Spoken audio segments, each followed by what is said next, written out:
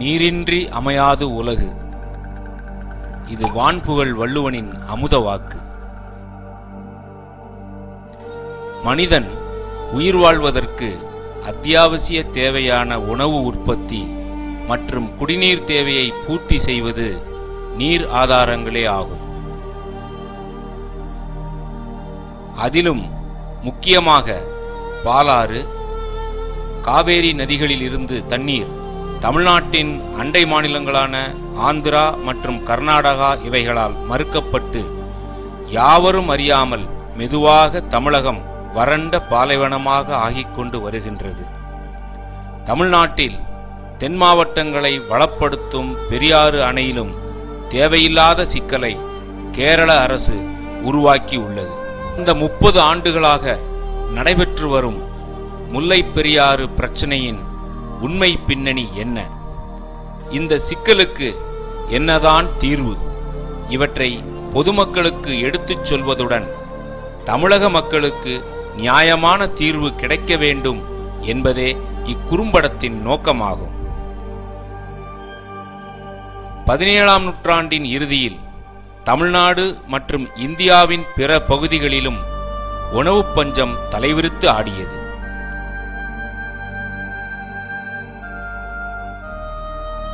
மக்கள் உணவின்றி மாண்டனர். அது சமயம் மேற்கு தொடர்ச்சி மலையின் மேற்கு பகுதியில் உள்ள கேரளாவில் ஆண்டுக்கு 3000 மில்லிமீட்டர் வரை மழை பொழிந்து 44 வற்றாத நதிகள் உருவாகி கேரள மாநிலத்தை வளப்படுத்தி வருகின்றது. மேலும் கேரளாவில் சமவெளி குறைவாக உள்ளதால் அதிக அளவு தண்ணீர் மேற்கு நோக்கி பாய்ந்து வீணாக அரபிக்கடலில் கலக்கின்றது. இதை கண்ட அன்றைய ராமநாதபுரத்து அரசரின் பிரதம அமைச்சர் உயர் திரு முத்து அருள பிள்ளை அவர்கள் 1778ஆம் ஆண்டு ஒரு வல்லுநர் குழுவை அனுப்பி கேரளாவில் மேற்கு நோக்கி ஓடும் முல்லை பெரியாறு ஆற்றினை தமிழகத்திற்கு திருப்பிவிடும் சாத்தியக்கூறினை ஆராய பணித்தார். வல்லுநர் குழுவும் சாத்தியம் என்று தெரிவித்தது. ஆனால் நிதி நிலைமை காரணமாக அத்திட்டம் கைவிடப்பட்டது. பின்பு வந்த ஆங்கிலேய அரசால் மேற்கொள்ளப்பட்ட பல ஆய்வுகளுக்கு பிறகு 1882ஆம் ஆண்டு பெரியாற்றின் குறுக்கே ஒரு அணை கட்டி நீரை தேக்கி புறக்கரையில் மலையை குடைந்து குகை வழியாக நீரை தமிழகத்திற்கு கொண்டுவர ரூபாய் 62 லட்சத்தில் தயாரிக்கப்பட்ட ஒரு முன்னீடு 1884ஆம் ஆண்டு ஒப்பளிக்கப்பட்டது. பின்பு 1887ஆம் ஆண்டு அணை கட்டும் வேலை தொடங்கி பல இடையூறுகளுக்கு இடையில் 1895ஆம் ஆண்டு கர்னல் பென்னி குயிக் என்ற ஆங்கில பொறியாளரால் கட்டி முடிக்கப்பட்டது. முல்லை பெரியார் அணை கட்டப்படுவதற்காக அன்றைய ஆங்கிலேய அரசு திருவாங்கூர் சமஸ்தான மகாராஜாவுடன் 1886ஆம் ஆண்டு ஓர் ஒப்பந்தம் செய்து கொண்டது. அதன்படி ஒப்பந்த காலம் 999 வருடம். அணையில் நீர் தேங்கக்கூடிய சுமார் 8000 ஏக்கர் பரப்பளவுக்கு நிலத்துக்கு குத்தகையாக ஏக்கருக்கு ரூபாய் 5 வீதம், வருடத்திற்கு ரூபாய் 40,000.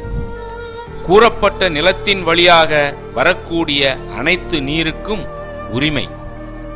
நிலத்தில் அணை மற்றும் அதை சார்ந்த பாசன வேலைகள் செய்ய உரிமை. நீர்பிடி பகுதியில் மீன்பிடிக்கவும் உரிமை. நீர்பிடி பகுதியில் உள்ள கல், தாது பொருட்கள், மரம் மற்றும் அனைத்து செடிகொடிகளையும் பயன்படுத்திக் கொள்ள உரிமை. அதிகாரிகள், வேலையாட்கள் மற்றும் அவர்களை சார்ந்தவர்கள் செல்ல, பொருள்கள் கொண்டு செல்ல உரிமை. அணை கட்டுதல் மற்றும் பாசன வேலைகள் பராமரிப்பிற்காக நீர்பிடி சார்ந்த பகுதியில் சுமார் 100 ஏக்கர் நிலத்திற்கும் உரிமை. முல்லை பெரியாறு நதி மற்றும் அணை தற்பொழுது கேரளாவில் இடுக்கி மாவட்டத்தில் உள்ள தேவிகுளம் பீர்மேடு தாலுகாவில் உள்ளது. தேவிகுளம் பீர்மேடு தாலுகா கிபி 12ஆம் நூற்றாண்டு வரை பாண்டிய மன்னர்கள் ஆட்சியில் இருந்த பகுதியாகும். அதன் பிறகும் சேரநாட்டில் ஒரு காலத்தில் கொடிகட்டி பறந்த பூஞ்சார் சமஸ்தானம் என்னும் பூணியாறு தமிழ் சமஸ்தானமாகும். முல்லை பெரியாருக்கும் அதனை சார்ந்த தமிழ் பகுதிக்கும் உரிமை உடையவர் பூனையாற்று தம்பிரானே தவிர திருவாங்கூர் மகாராஜா அல்ல. அப்பொழுது மதுரையை ஆண்ட ஆங்கில அரசு இப்பகுதி திருவாங்கூர் சமஸ்தானத்திற்கு உட்பட்டது என தவறாக கருதி பெரியாறு அணை கட்டி 155 அடி வரைக்கு தண்ணீர் தேக்கினால் நீர் பிடிக்கக்கூடிய நிலப்பரப்பு 8000 ஏக்கருக்கு ஆண்டுக்கு ரூபாய் 40,000 வீதம் குத்தகை பணமாக வழங்க முன்வந்ததும் திருவாங்கூர் மன்னர் புதையல் கிடைத்தது போல் மகிழ்ந்து அந்த ஒப்பந்தத்தை ஏற்றுக்கொண்டார்.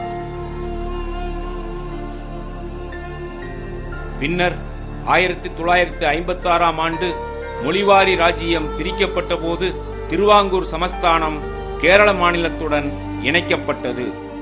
தேவிகுளம் பீர்மேடு தாலுகா பகுதிகள் 90% தமிழர்கள் வாழ்ந்த பகுதியாக இருந்தாலும் அவை கேரளாவுடன் சேர்க்கப்பட்டது. எனவே பூர்வீகமாக தமிழனுக்கு சொந்தமான முல்லை பெரியாறு அணைப்பகுதி கேரள பகுதியாக மாறியது. இன்றைய சிக்கலுக்கு வித்து அன்றே தவறுதலாக விதைக்கப்பட்டது. பெரியாறு நதி தமிழ்நாட்டில் சிவகிரி மலையில் உற்பத்தியாகி முல்லையாற்றுடன் சேர்ந்து முல்லை பெரியாறாக கேரளாவில் பாய்கின்றது. ஆகவே முல்லை பெரியாறு வடிநிலப் பகுதி கேரளாவும் தமிழகமும் இணைந்த பன்மாநில வடிநிலப் பகுதியாகும். இதன் அடிப்படையில் முல்லை பெரியாறு நீரினை பெறுவதற்கு தமிழ்நாட்டிற்கும் முழு உரிமை உள்ளது. ஆனால் அணையும் நதியும் கேரளாவில் இருக்கின்றது. அதில் நமக்கு என்ன உரிமை? கேரள அரசை கெஞ்சி கேட்டு அவர்கள் கொடுப்பதை ஏற்றுக்கொள்வதுதானே முறை என்ற எண்ணம் பொதுவாக விவரம் தெரியாத சில தமிழ் மக்களிடம் இருக்கின்றது. இது ஒரு தவறான கண்ணோட்டமாகும். தற்போதைய மாநில எல்லையின்படி கம்பம் குமிளி தேசிய நெடுஞ்சாலையில் குமிளி நகரின் நுழைவாயிலில் தமிழக எல்லை முடிந்து விடுகிறது. பெரியாறு அணை குமிளியிலிருந்து 16 கிலோமீட்டர் தொலைவில் உள்ளது. அணையும் அணையின் நீர்ப்பரப்பும் கேரளாவில் உள்ளன. ஆனால் அணையின் உரிமை, இயக்கம் மற்றும் பராமரிப்பு தமிழக பொதுப்பணித்துறை பொறியாளர்களால் மேற்கொள்ளப்படுகிறது. இப்பணிகளுக்காக குமிளியிலிருந்து 5 கிலோமீட்டர் தொலைவில் உள்ள தேக்கடியில் தமிழ்நாடு பொதுப்பணித்துறையின் ஓர் உபகோட்டமும் 4 பிரிவு அலுவலகங்களும் அவற்றிற்கான குடியிருப்புகளும் உள்ளன.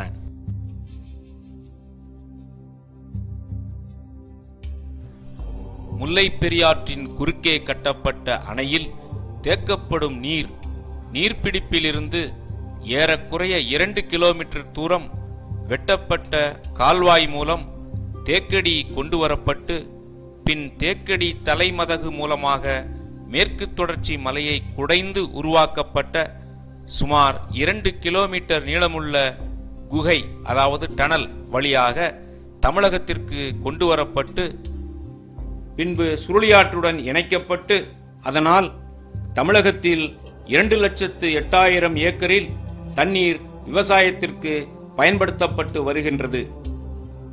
பின்பு 1956ஆம் ஆண்டு இந்த நீரை பயன்படுத்தி மின்சாரம் தயாரிக்க தமிழக பகுதியில் போர்பே அணை கட்டப்பட்டது.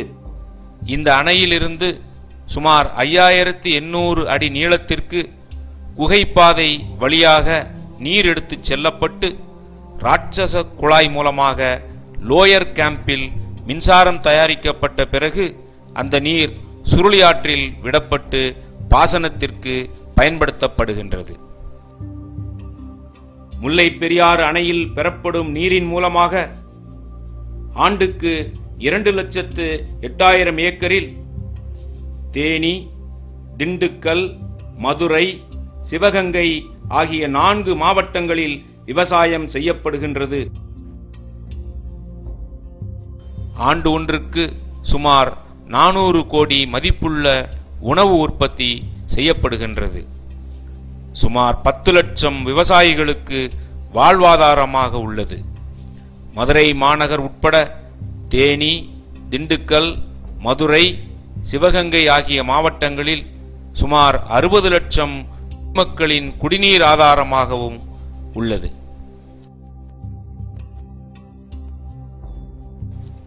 அணை கட்டப்பட்டு 85 ஆண்டுகளாக 1979 வரை எந்த சிக்கலும் இல்லாமல் இயங்கிக் கொண்டு இருந்தது.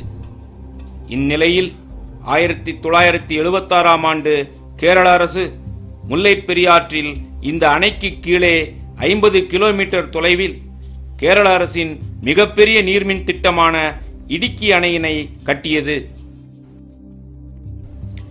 இடுக்கி அணை 1200 அடி நீளமும் 555 அடி உயரமும் கொண்ட ஆர்ச் வடிவ அணையாகும். அதன் கொள்ளளவு 70 TMC, அதாவது பெரியாறு அணையைப் போல 7 மடங்கு கொள்ளளவு உடையது. இந்த அணை கட்டி முடிக்கப்பட்ட பின்பு 3 ஆண்டுகளில் 1979 வரை இடுக்கி அணைக்கு எதிர்பார்த்த அளவு நீர்வரத்து இல்லாததால் தேவையான அளவு மின் உற்பத்தியை கேரளாவால் செய்ய இயலவில்லை. எனவே கேரள அரசின் பார்வை முல்லை பெரியாறு அணையின் மேல் விழுந்தது. இதன் தொடர்ச்சியாக கேரளாவின் முதன்மை செய்தி இதழான மலையாள மனோரமா முல்லை பெரியாறு அணைப்பகுதியில் நில அதிர்ச்சி ஏற்பட்டதாகவும் அதனால் அணைக்கு ஆபத்து என்று ஒரு பொய்யான செய்தியை 16/10/1979 அன்று வெளியிட்டு பெரும் புரளியை கிளப்பியது. அதன் அடிப்படையில் கேரள அரசின் நிர்பந்தத்தின் காரணமாக மத்திய நீர்வள ஆணையத்தின் அப்போதைய தலைவர் திரு KC தாமஸ் அவர்கள் 23/11/1979 அன்று அணையை பார்வையிட்டு அணை வலுவாக உள்ளது என்று கூறிய அவர் 2 நாட்கள் கழித்து திருவனந்தபுரம் சென்றார். பிறகு தனது கருத்தை மாற்றி அணை வலுவாக இருந்தாலும் சில பலப்படுத்தப்படும் பணிகள் செய்தால் நல்லது என கூறினார். இதன் அடிப்படையில் திருவனந்தபுரத்தில் இரு மாநில அரசுகளும் பேச்சுவார்த்தை நடத்தின. பேச்சுவார்த்தை முடிவில் அணையை 3 கட்டங்களாக பலப்படுத்துவது எனவும் பலப்படுத்தும் வேலைகள் முடியும் வரை தற்காலிகமாக அணையின் நீர்மட்டத்தை 152 அடியிலிருந்து 136 அடியாக குறைத்து அணையில் நீர் அழுத்தத்தை குறைப்பது என முடிவு செய்யப்பட்டது. முல்லை பெரியாறு அணையின் முன்பகுதியும் பின்பகுதியும் சுண்ணாம்பு கலவையினால் கட்டப்பட்ட கல் கட்டிடமாகும். அணையின் நடுப்பகுதி சுண்ணாம்பு கலவை கான்கிரீட்டால் நிரப்பப்பட்டது. அணையை பலப்படுத்தும் பணி 3 கட்டமாக அவசரகால நடவடிக்கைகள், இடைப்பட்ட கால நடவடிக்கைகள், நீண்டகால நடவடிக்கைகள் என முடிக்கப்பட வேண்டும் என்று முடிவு செய்யப்பட்டது. முல்லை பெரியாறு அணை ஒரு புவியீர்ப்பு அணை, கிராவிட்டி டேம். அதாவது அணையில் தேக்கப்படும் நீரின் அழுத்தம் மற்றும் நில அதிர்வு ஆகியவற்றை தன்னுடைய எடையின் பலத்தால் தாங்குகின்றது. ஆகவே அணையின் எடையை கூட்டுவதற்கு அணையின் மேற்பரப்பில் 21 அடி அகலம் 3 அடி கனத்திற்கு அணையின் மொத்த நீளத்திற்கும் RCC காங்கிரீட் தொப்பி போல போடப்பட்டது.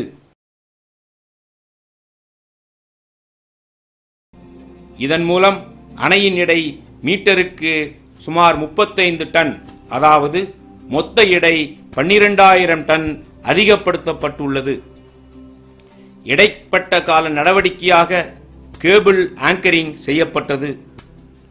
இது முன் தகைவுறுதல், அதாவது ப்ரீ ஸ்ட்ரெஸ்ஸிங் என்னும் தொழில்நுட்பத்தை அடிப்படையாக கொண்டது.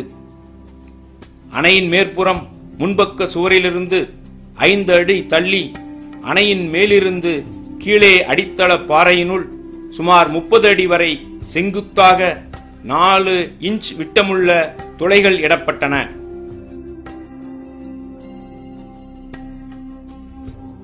இதனுள் 7 மில்லிமீட்டர் விட்டமுள்ள மிகு தொகையுடைய 34 உறுதியூட்ட கம்பிகள் ஒரே கட்டாக கட்டப்பட்டு உள்ளே செலுத்தப்பட்டது. அடித்தள பாறையில் கம்பியின் பிடிமானத்திற்காக முதலில் 20 அடி உயரம் வரை கான்கிரீட் போடப்பட்ட பிறகு கம்பிகள் மேலிருந்து 120 டன் விசை செலுத்தி இழுக்கப்படுகிறது. இழுக்கப்பட்ட நிலையில் கேபிள் துளைகள் சிமெண்ட் கலவை செலுத்தி மூடப்பட்டது. இதன் மூலம் இந்த விசையூட்டப்பட்ட கம்பிகள் 120 டன் விசையில் அணைக்கு கீழ் அடித்தளத்தில் உள்ள பாறை படிவத்துடன் அணையை இழுத்து பிடித்துக் கொள்ளும். இதுபோன்று 95 கேபிள் துளைகள் 9 அடி இடைவெளியில் அணையின் முழு நீளத்திற்கும் போடப்பட்டு அணை நில அதிர்ச்சியினை தாங்கக்கூடிய வகையில் பலப்படுத்தப்பட்டுள்ளது. நீண்டகால நடவடிக்கைகள். காங்கிரீட்டில் தாங்கு அணை ஆர்சிசி பேக்கிங். அணையின் பின்புறத்தில் 32 அடி அகலத்தில் அடித்தளத்திற்கு கீழ் 10 அடியில் தொடங்கி அணையின் மேலே 145 அடி வரை காங்கிரீட் தொப்பி பகுதியை உள்ளடக்கி அணையை பின்புறம் தாங்கி பிடித்துக் கொள்ளும் வகையில் உறுதியூட்டப்பட்ட சிமெண்ட் காங்கிரீட் போடப்பட்டுள்ளது. பழைய அணையும் புதிய தாங்கி பிடிக்கும் அணைப்பகுதியும் மிகுந்த தொழில்நுட்ப உத்தியுடன் இணைக்கப்பட்டு ஒரே கட்டுமானம் போல இயங்குமாறு வடிவமைக்கப்பட்டு கட்டப்பட்டு உள்ளது. அணையில் அதிக நீர்க்கசிவு ஏற்பட்டு அணை ஆபத்தான நிலையில் உள்ளது என அடிக்கடி ஓர் புரளியையும் கேரள அரசு பரப்பி வருகின்றது. இது ஒரு பொய்யான செய்தியாகும்.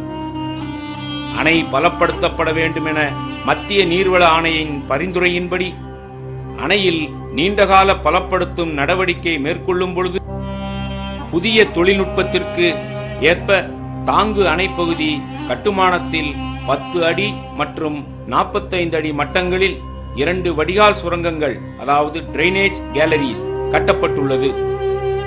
இதன் மூலம் அணையிலிருந்து வெளியேறும் கசிவு நீரின் அளவு தினசரி கணக்கிடப்பட்டு வரப்படுகிறது.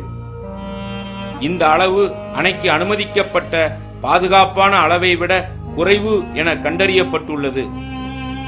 மேலும் ஓர் அணையிலிருந்து குறிப்பிட்ட அளவு நீர் கசிவாக வெளியேறினால்தான் அணை பாதுகாப்பாக, ஆரோக்கியமாக, வலிமையாக உள்ளது என அறிவியல் பூர்வமாக உறுதி செய்யப்படுகின்றது. இதுதான் உண்மை நிலை.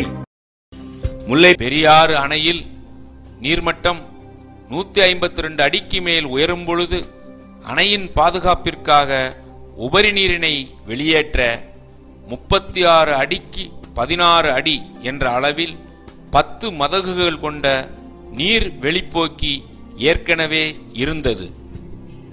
இதன் மூலம் வினாடிக்கு 86,000 கனஅடி நீரை வெளியேற்ற முடியும். மேலும் தற்பொழுது மத்திய நீர்வள ஆணையத்தின் பரிந்துரையின்படி கூடுதலாக 36,000 கனஅடி நீரை வெளியேற்றும் வகையில் 40 அடிக்கு 16 அடி என்ற அளவில் 3 நீர்வெளிப்போக்கிகள் புதிதாக அமைக்கப்பட்டன.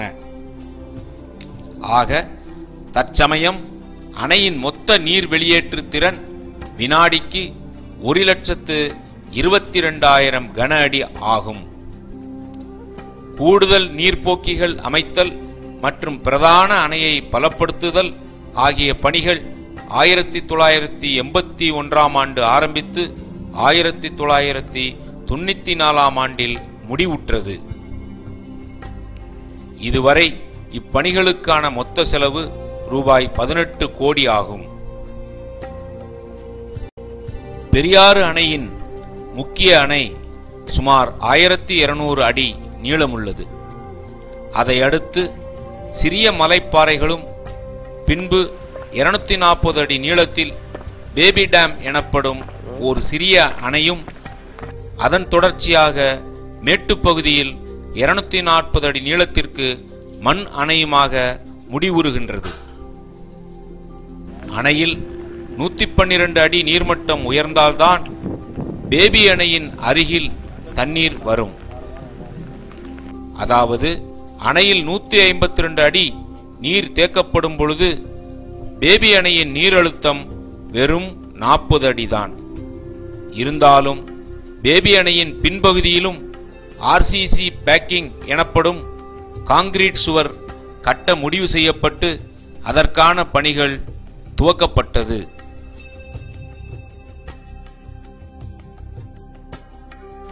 இப்பணியினை முடித்துவிட்டால் அனைத்து பணிகளும் முடிந்து அணையின் நீர்மட்டத்தை முன்பு இருந்த நிலைக்கு, அதாவது 152 அடி மட்டத்திற்கு தமிழக அரசு உயர்த்தி கொள்ளலாம் என்பதால் கேரள அரசு அடாவடியாக கேரள வனத்துறையினரை ஏவி இந்த பணியை செய்யவிடாது தடுத்துவிட்டனர். இப்பணியில் ஈடுபட்ட ஒப்பந்தக்காரர் மற்றும் பொறியாளர்கள் மீது பொய் வழக்கு போட்டனர். அணையை பலப்படுத்தும் அனைத்து பணிகளும் முடிந்து சில சில்லறை பணிகள் மட்டும் பாக்கியுள்ள நிலையில் அவற்றை முடிக்க விடாது தடுத்ததுடன் அணையின் நீர்மட்டத்தை பழைய நிலைக்கு 152 அடியாக உயர்த்துவதையும் கேரள அரசு தடுத்து வந்தது. இந்த சில்லறை பணிகளால் அணையின் பலம் எந்த வகையிலும் பாதிக்கப்படாது.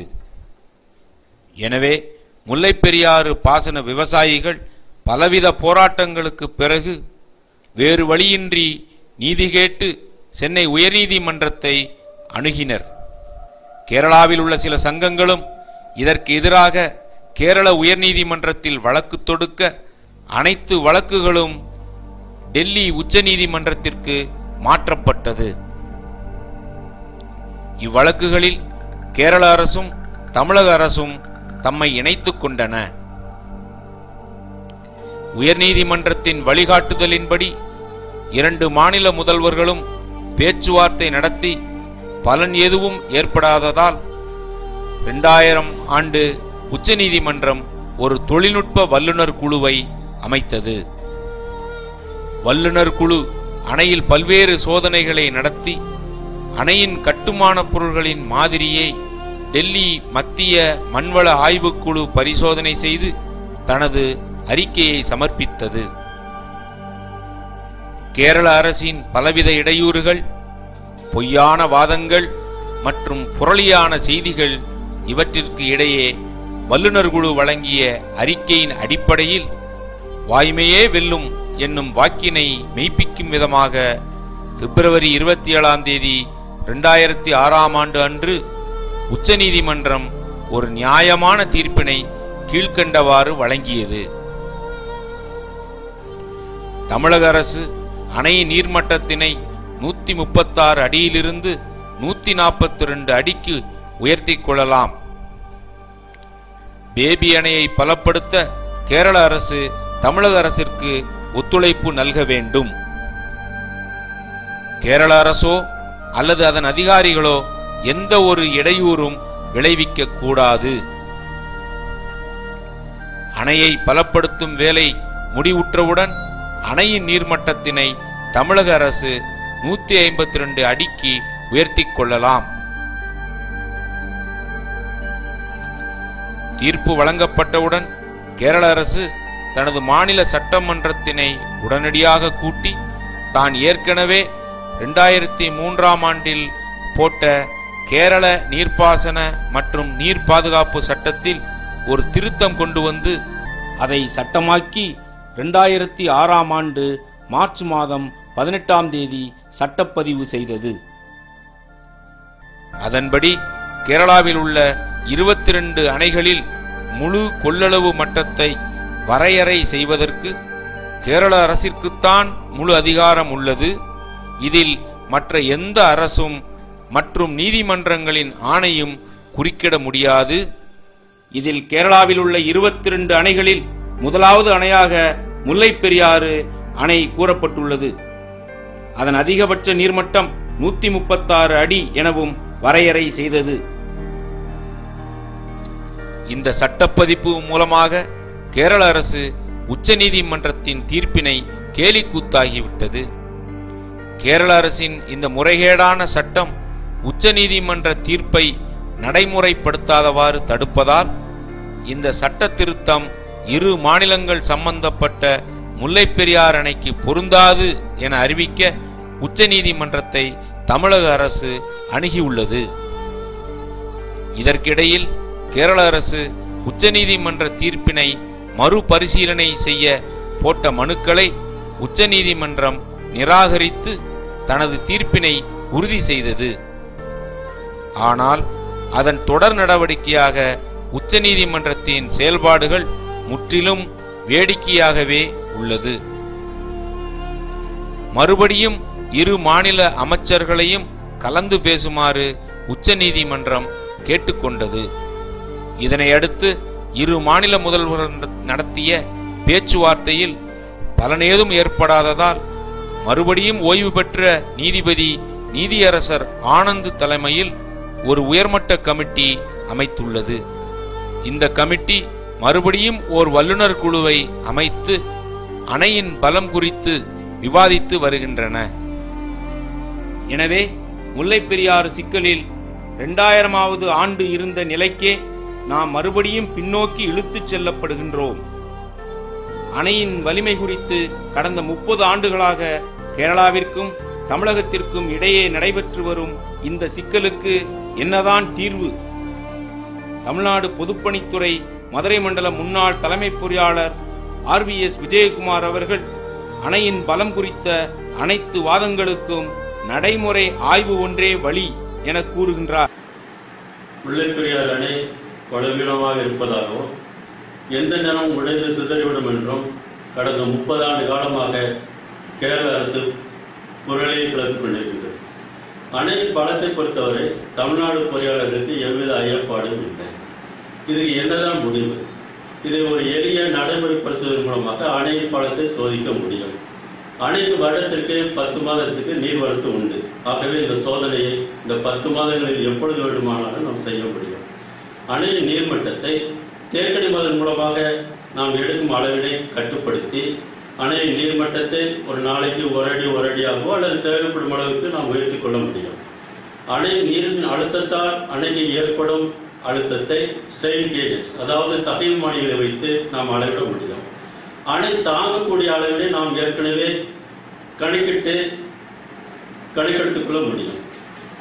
ஆகவே இந்த ஸ்ட்ரெயின் கேஜஸை, தகைவுமானியை டிரைனேஜ் கேலரி, அதாவது வடிகால் சுரங்கத்தில் தேவையான இடங்கள் பொருத்திக் கொள்ள முடியும். அணையின் நீர்மட்டத்தை சிறிது சிறிதாக உயர்த்தி ஸ்ட்ரெயின் கேஜஸ், தகைவுமானி பாதுகாப்பான அளவினை காட்டும் பொழுது நீர்மட்டத்தை சோதனை நிறுத்திக் கொண்டு அப்போதைய நீர்மட்டத்தை அணையின் கொள்ளளவாக கொள்ள முடியும்.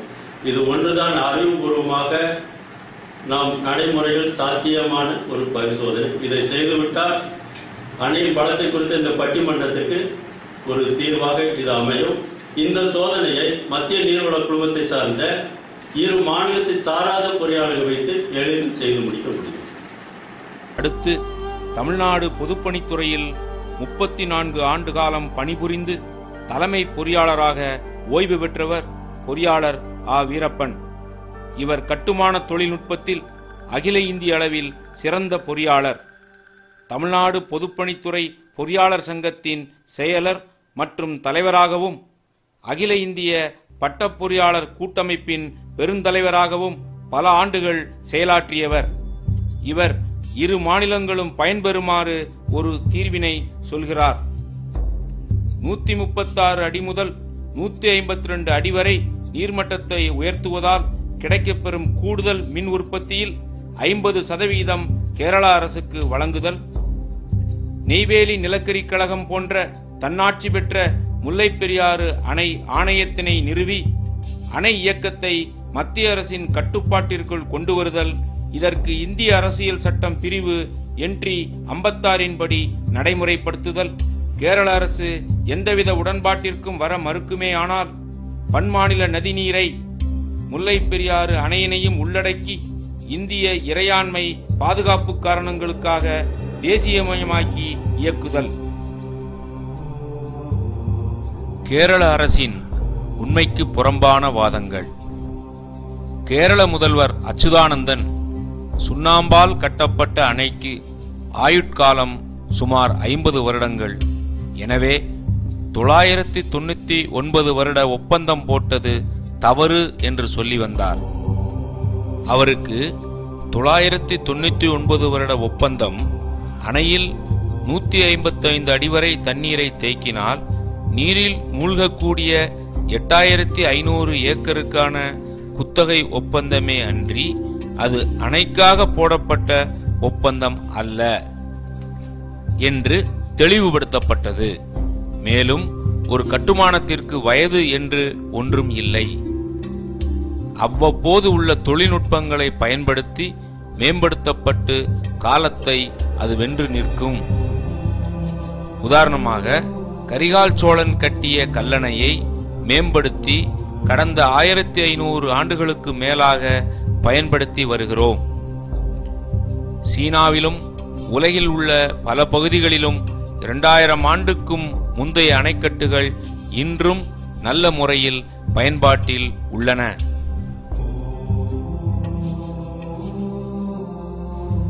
கேரள நீர்ப்பாசனத்துறை அமைச்சர் திரு பிரேமச்சந்திரன் ஒவ்வொரு ஆண்டும் தென்மேற்கு பருவமழை தொடங்கிவிட்டால் தனது பொய்யுரையையும் தொடங்கிவிடுவார். அவர் அடிக்கடி சொல்லுவது, முல்லைப் பெரியாறு அணை பகுதியில் அடைமழை பெய்தால் 3 நாட்களில் 16 TMC தண்ணீர் பெருகி அணை உடைந்துவிடும் ஆபத்து உள்ளது. இது போன்ற நிகழ்வு 3 நாட்களில் 16 TMC என்பது வினாடிக்கு 66,000 கன அடி ஆகும். அணையின் நீர் வெளியேற்று திறன் 13 வெள்ள நீர் போக்கிகள் மூலமாக வினாடிக்கு 1,22,000 கன அடி. எனவே அணை உடைய வாய்ப்பே இல்லை. தற்சமயம் கேரள அரசு புதிய அணை கட்டுமானத்தில் மிகுந்த முனைப்பு காட்டி வருகிறது. ஏனெனில் கடந்த 30 ஆண்டுகளில் முல்லைப் பெரியாறு அணையின் நீர்மட்டத்தை 136 அடியாக குறைத்த பின்பும் இவ்வணையிலிருந்து உபரி நீர் இடுக்கி அணைக்கு அவர்கள் எதிர்பார்த்த அளவு வந்து சேரவில்லை. எனவே மொத்தமாக முல்லைப் பெரியாறு அணையை இடித்துவிட்டு புதிய அணை கட்டி முல்லைப் பெரியாறு அணையில் தேக்கப்படும் மொத்த நீரையும் இடுக்கி அணைக்கு கொண்டு செல்ல சதித்திட்டம் தீட்டி வருகிறது.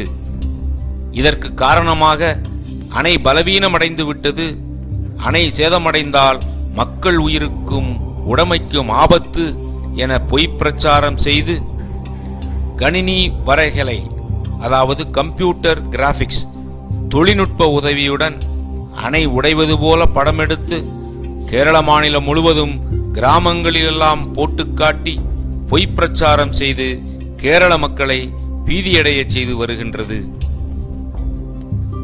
பலப்படுத்தப்பட்ட முல்லைப் பெரியாறு அணை கர்னல் பென்னி குயிக் கட்டிய அணையை விட பல மடங்கு உறுதியானது. உடைவதற்கு வாய்ப்பே இல்லை. கேரள நீர்ப்பாசனத்துறை அமைச்சர் திரு பிரேமச்சந்திரன் அவர்கள் ஆசைப்படி அணைக்கு சேதம் ஏற்பட்டு அணையின் மொத்த நீரும் உடனடியாக வெளியேறினாலும் கூட கீழே உள்ள மலைப்பள்ளத்தாக்கின் வழியாக ஓடி இடுக்கி அணையை அது அடைந்துவிடும். இடுக்கி அணை முல்லைப் பெரியாறு அணையைப் போல சுமார் 7 மடங்கு அதிக கொள்ளளவு உடையது என்பதால் அதில் எளிதாக இந்த நீரை தேக்கி வைக்கவும் முடியும். அப்படி இல்லாமல் இடுக்கி அணையும் நிரம்பியிருந்தால் முல்லைப் பெரியாறு அணையின் நீர் 45 கிலோமீட்டர் தூரத்தில் உள்ள இடுக்கி அணையை அடைய குறைந்தது 4 மணி நேரம் ஆகும். இந்த நேரத்தில் இடுக்கி அணையில் உள்ள நீரை தேவையான அளவு வெளியேற்றி தகுந்த பாதுகாப்பு செய்ய முடியும். இடுக்கி அணையின் நீர் வெளியேற்றும் திறன் வினாடிக்கு 4 லட்சம் கன அடி ஆகும். முல்லைப் பெரியாறு அணைக்கு கீழே சுமார் 50 கிலோமீட்டர் தொலைவில் பெரியாற்றின் குறுக்கே இடுக்கி அணை கட்டப்பட்டுள்ளது. பெரியாறு அணை அமைந்துள்ள இடம் கடல் மட்டத்திலிருந்து 2709 அடி உயரமாகும். இடுக்கி அணை அமைந்துள்ள இடம் கடல் மட்டத்திலிருந்து 1853 அடி உயரமாகும். ஆக பெரியாறு அணைக்கு கீழ் இடுக்கி அணை சுமார் 856 அடி தாழ்வாக பள்ளத்தில் கட்டப்பட்டுள்ளது. மேலும் பெரியாற்றின் வெள்ள நீர் பெரியாறு அணைக்கு கீழ் உள்ள சுமார் 200 அடி முதல் 500 அடி வரை ஆழமுள்ள பள்ளத்தாக்கு வழியாக ஓடி வழியில் உள்ள எந்த ஊருக்கோ அல்லது அதன் கரைகளில் வசிக்கும் மக்களுக்கோ எவ்வித சேதமுமின்றி இடுக்கி அணையை சென்றடையும். ஆகையால் பள்ளத்தாக்கில் 100 அடி ஆழத்திற்கு மேல் வெள்ள நீர் ஓடினாலும் பெரியாறு அணைக்கு கீழ் வாழும் சுமார் 45 லட்சம் மக்களுக்கோ அவர்களது உடைமைகளுக்கோ எந்த ஒரு பாதிப்பும் இருக்கவே இருக்காது என்பதுதான் தெள்ளத் தெளிவான உண்மையாகும். கேரள பாசனத்துறை அமைச்சர் திரு பிரேமச்சந்திரன் அவர்கள் முல்லைப் பெரியாறு அணைக்கு மாற்றாக புதிய அணை ஒன்றை கட்டி தமிழகத்திற்கு தண்ணீர் தருவேன் என்கிறார். அமைச்சரின் சதி புரியாமல் இங்குள்ளவர்களும் புதிய அணையை கட்டி தண்ணீர் தருகிறேன் என்கிறாரே என்று புரியாமல் பேசுகிறார்கள். புதிய அணை கட்டப்படுமேயானால் நீரியல்படி தண்ணீர் எடுப்பதற்கான வாய்ப்பே இல்லை. முல்லை பெரியாறு அணை முல்லை பெரியாற்றில் ஒரு தடுப்புச் சுவர். தேக்கப்படும் நீரினை தேக்கடி மதகு மூலமாக தமிழகத்திற்கு சுரங்கப்பாறை வழியாக எடுக்கப்படுகின்றது. தற்போது உள்ள அமைப்பின்படி இந்த அணையில் 104 அடி வரை தேக்கப்படும் நீரினை பயன்படுத்த முடியாது. 104 அடிக்கு மேலே உள்ள நீரினை கால்வாய் மூலமாக எடுக்கப்படுகிறது.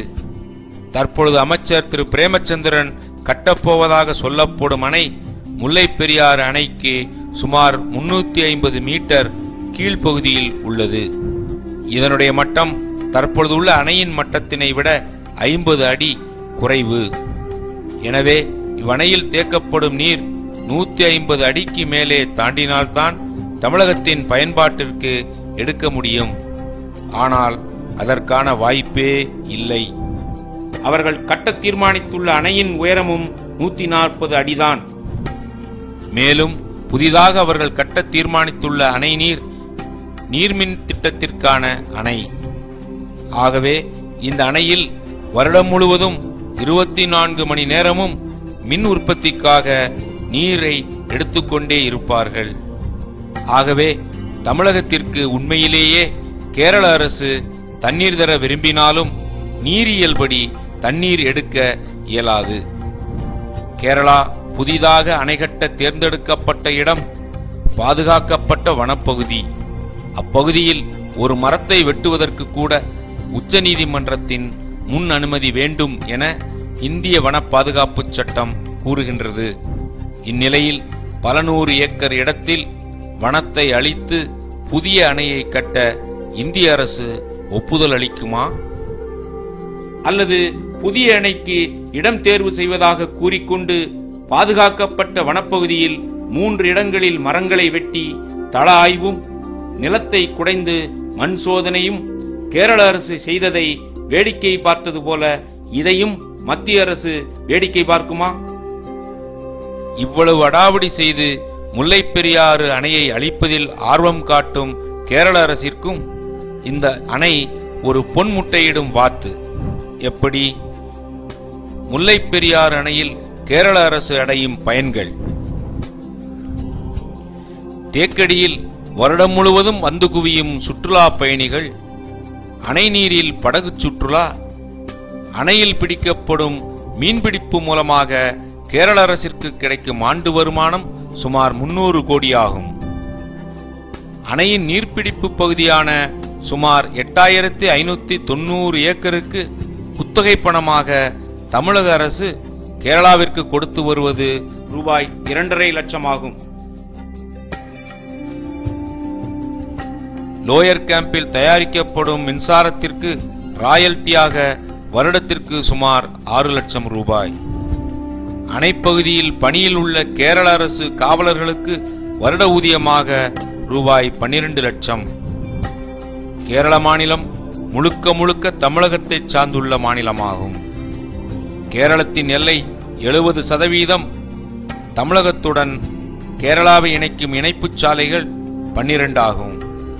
இதன் மூலமாக கேரளாவின் அன்றாட அத்தியாவசிய தேவைக்கான உணவு பண்டங்களில் இருந்து பிற இன்றியமையாத பொருட்கள் அனைத்தும் தமிழகத்திலிருந்துதான் இந்த வழித்தடங்கள் மூலமாக கேரளாவிற்கு கொண்டு செல்லப்படுகின்றது.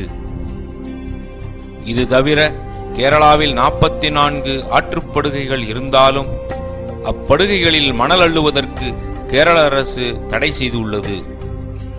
எனவே கேரள அரசின் அனைத்து அரசு மற்றும் தனியார் கட்டுமானங்களுக்கும் தமிழகத்திலிருந்துதான் மணல் கொண்டு செல்லப்படுகின்றது. எனவே தமிழகம் வளமானதாக இருந்தால்தான் அதன் முழு பலன் கேரளாவிற்கு உண்டு என்பதை உணர்ந்து கேரளா தனது அடாவடித்தனத்தை நிறுத்திக் கொண்டு உச்சநீதிமன்றத்தின் தீர்ப்பிற்கு நீர்மட்டத்தை பழைய நிலைக்கே உயர்த்த வேண்டும். இந்திய அரசு கேரளாவின் சட்டத்திற்கு புறம்பான நடவடிக்கைகளை வேடிக்கை பார்த்து கொண்டு இல்லாமல் உண்மையிலேயே நடுவண் அரசாக செயல்பட வேண்டும்.